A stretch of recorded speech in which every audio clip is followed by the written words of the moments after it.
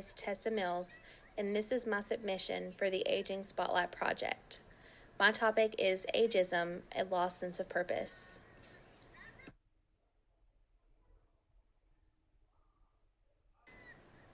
Here we have a table of contents, and it's kind of a list of all the slides you'll find throughout this presentation, and they are all individually hyperlinked to take you to that specific slide.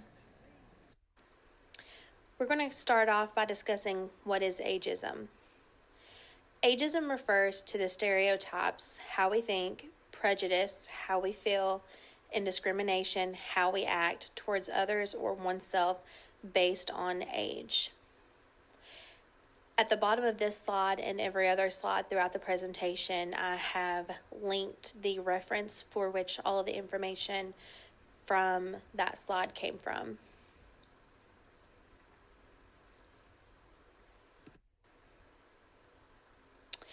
Here's just a slide titled Ageism, and it discusses some of the main key points and questions regarding ageism. And after this slide, we will break down each of these subjects and discuss them a little further. But the topics at hand are: who does ageism affect? Everyone. Where is ageism seen? Everywhere. Is ageism really a problem? The answer is yes. And can we combat ageism? And that answer is also yes.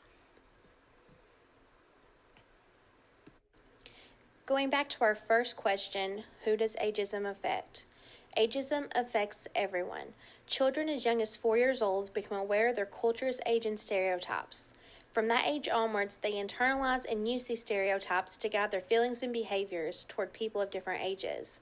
They also draw on their culture's age stereotypes to perceive and understand themselves, which can result in self-directed ageism at any age. Ageism intersects other forms of disadvantages, including those related to sex, race, and disability. Our next question is, where is ageism seen? Ageism is everywhere, from our institutions and relationships to ourselves. For example, ageism is in policies that support healthcare rationing by age practices that limit younger people's opportunities to contribute to decision-making in the workplace, patronizing behavior used in interactions with older and younger people, and in self-limiting behavior which can stem from internalized stereotypes about what a person of a given age can be or do. On to our next question. Is ageism really a problem? And the answer is yes. Half of the world's population is ageist against older people.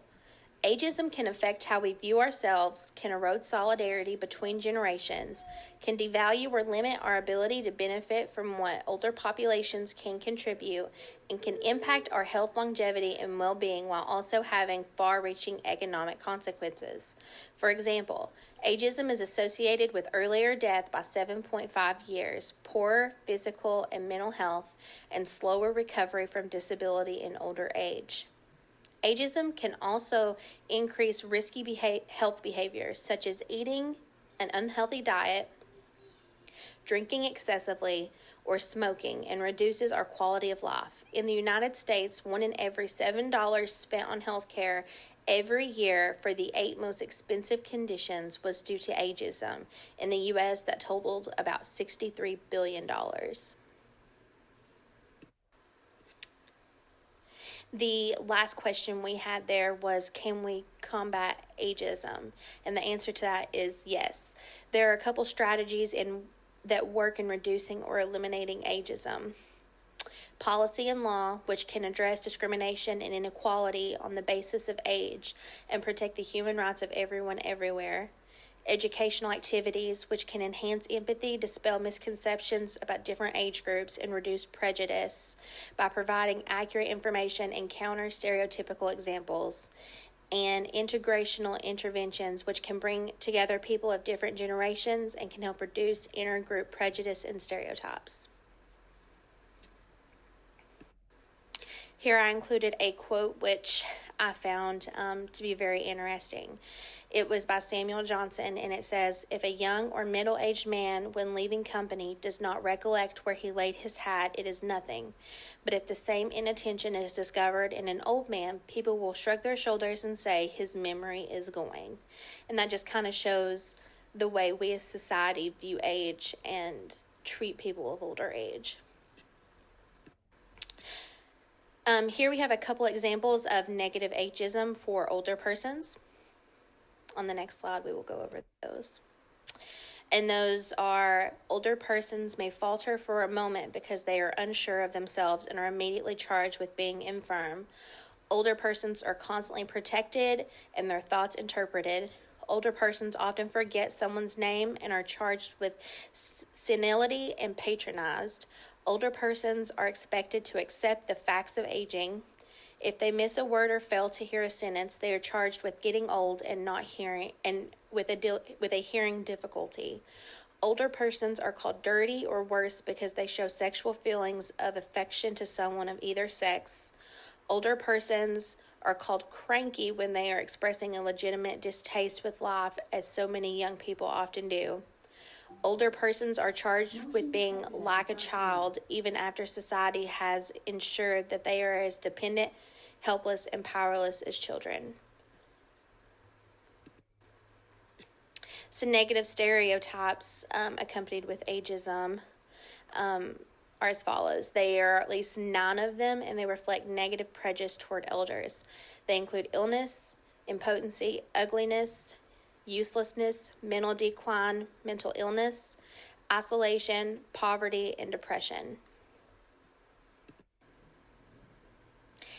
Here we have a flashback to Module 4, titled Focus on the Later Years. It is a video by Ashton Applewhite, a TED Talk to be specific, about ageism. Here on the side, I've included the description of the video, which is titled, It's Not the Passage of Time That Makes It So Hard to Get Older. It's ageism, a prejudice that pits us against our future selves and each other.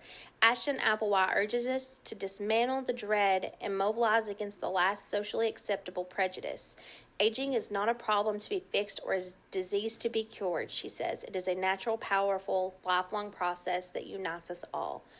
I thought, this was a perfect thing to tie it into our textbook because, or not really our textbook, what we've learned in class thus far, because we've all seen this or should have seen this in Module 4, and it directly ties to the topic of this presentation, ageism, and it's a great video.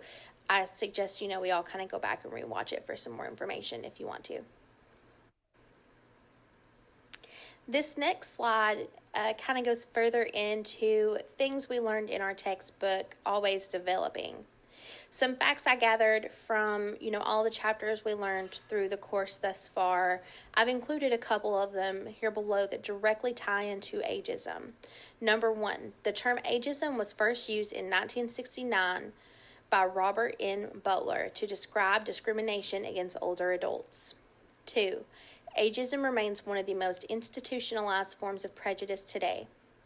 3, ageism likely contributes to the fact that there are still many studies in which everyone 50 and up is classified as older with no subdivision. 4, ageism can also lead to abuse. 1 in 6 people over the age of 60 experience some form of elder abuse, emotional, physical, sexual, or financial. 5, an estimated 50% of the population holds biased attitudes towards older people. 6, a study published in The Lancet suggested that 1 in 3 people have experienced ageism. On this slide, we are examining ageism from the biopsychosocial perspective, specifically how it affects the aging process for middle-aged and older adults in each category. You can kind of read those yourselves, but a breakdown of each, I'll kind of give you, like a little breakdown. Biologically, it affects our physical health and our longevity, or, how long we're going to live. Socially, it brings up those feelings of social isolation, loneliness, and seeps into other parts of our lives, such as employment, education, and healthcare. And psychologically, it affects, it gives depression, anxiety, and that lost sense of purpose I was talking about earlier in the presentation. Here I've just included another small quote I found of interest. It's by Senator Lloyd Bentsen in 1988. He said, "What counts is not the age of a tire, but how much tread is left." In conclusion to this presentation, ageism is a widespread phenomenon and constitutes a significant threat to older people's well-being.